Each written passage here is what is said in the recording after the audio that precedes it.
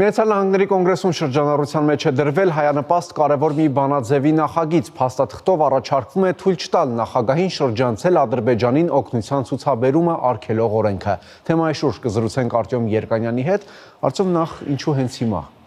Նախապատմությունը հիշեցնեմ, այդ 907 ուղղման մասին է խոսքը, որը ընդունվել էր 1992 թվականին, որպես պատժամիջոց Ադրբեջանի նկատմամբ, որը Հայաստանի եւ Արցախի շրջափակումներ իրականացնում։ Տարիներ անց կոնգրեսը թույլ տվեց նախագահին, այսպես անհրաժեշտության դեպքում շրջանցել այդ արգելքը եւ եթե Միացյալ Նահանգների ազգային շահերից է բխում, հնարավորություն էր տալիս նախագահին անկախ այս օրինագծի արկայությունից այնուամենայնիվ օգնություն ցուցաբերել նախագահին Ադրբեջանին։ Բաքվում ամեն ինչ անում էին, որպեսզի կարողանային հասնել այս սահմանափակման վերացմանը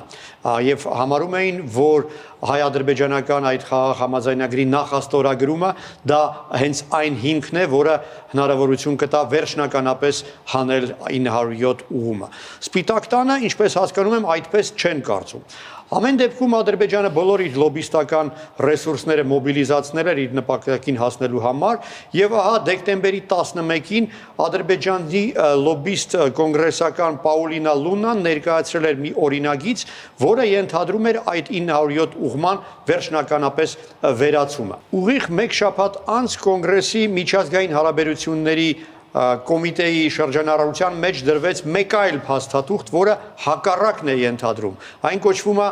Armenia Security Partnership Act եւ այդ փաստաթղթի նախաձեռնողներն էլ Նյու Ջերսի ներկայացնող դեմոկրատ Ֆրենկ Պալոնն եւ հանրապետական Գաս Բալարակիսը, որը Ֆլորիդայից է։ Փաստաթուղթը առաջարկում է ընդհանրապես զրկել նախագահին այդ արգելքը շրջանցելու իրավասությունից, հնարավորությունից։ Բաքվում համարում են, որ այս օրինագիծը իրենց նախագծերնած օրինագծի պատասխանն է։ Ադրբեջանական մամուլը գրում է, մեջբերեմ, հայկական լոբին Վաշինգտոնում հակագրոհի է անցել։ Մինչդեռ իրականում Բելարակիսի եւ Պալոնեի նախաձեռնությունը դեռևս սեպտեմբերին է իրականություն դարձել, այսինքն ներկայացվել քննարկմանը եւ այժմ պարզապես շրջանառության մեջ է մտել միջազգային հարաբերությունների կոմիտեում։ Թեև Հայ դատի հանձնախումբը եւ Ամերիկայի մյուս հայկական լոբիստական կազմակերպությունները չեն թաքցնում, որ ուղիղ կապ ունեն այս փաստաթղթի հետ եւ որ շարունակելու են ամեն ինչ անել հակազդելու համար կոնգրեսական Լունայի նախաձեռնությանը եւ օգնություն ցուցաբերելու համար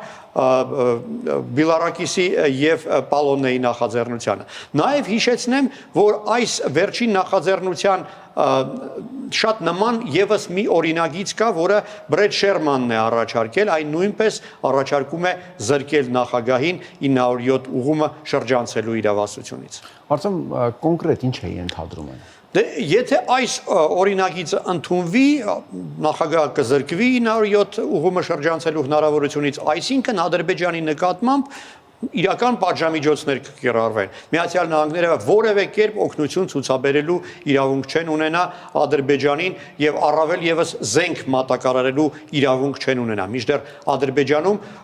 հենց այդ նպատակով են փորձում հասնել այդ սահմանափակման վերացմանը, որպեսզի կարողանան ԱՄՆ-ից զենք ձեռք բերել։ Փաստաթղթում հստակ ասվում է, որ Ադրբեջանին ցանկացած օգնության ցուցաբերումը պետք է ուղիղ պայմանավորված լինի Ադրբեջանի կողմից մի շարք պարտավորությունների կատարման, մի շարք նախապայմանների կատարման հետ։ Դրանց թվում է առաջինը Արցախ հայ փախստականների վերադարձը, երկրորդը Ադրբեջանում պահվող հայ ռազմագերիների ազատ արձակումը եւ երրորդը Ադրբեջանի կողմից Հայաստանի նկատմամբ ագրեսիայի հետևանքների վերացումը։ Հավանաբար այդ զավթված տարածքների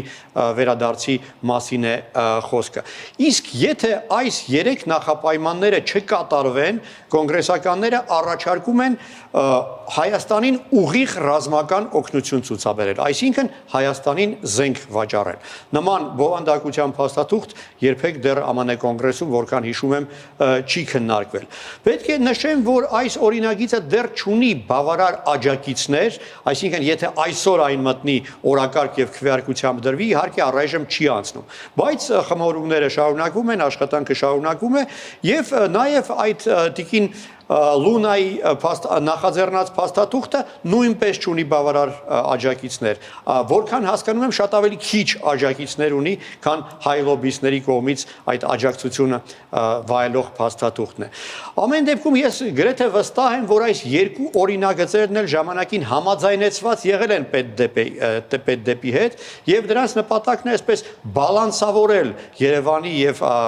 Բաքվի շանսերը, եւ դա ազդեցության գործիք է Հայաստանի եւ Ադրբեջանի վրա, այսինքն եթե Երևանը կամ եթե Բաքուն ինչ որ Միացյալ Նահանգների շահին հակասող ինչ որ բան ձեռնարկեն, ուրեմն իրենց շահին հակասող փաստաթուղթը ի վերջո կընդունվի կոնգրեսի կողմից։ Ամեն դեպքում կարծում եմ Վաշինգտոնի շահերից չի բխում, որպեսզի իրենք կորցնեն Ադրբեջանի վրա ազդելու այդպիսի այսպես հեշտ գործիք, ինչպիսին 907 ուղումն է, եւ քանի դեռ Ադրբեջանը վերջնականապես չի կատարել ստանձնած պարտավորությունները եւ չի ստորագրել Հայաստանի հետ խաղաղ համաձայնագիրը, չեմ կարծում, որ Վաշինգտոնը գնա այս քայլին եւ կոնգրեսական Լունայի նախաձեռնությանը ընթացք տա։ Շնորհակալություն։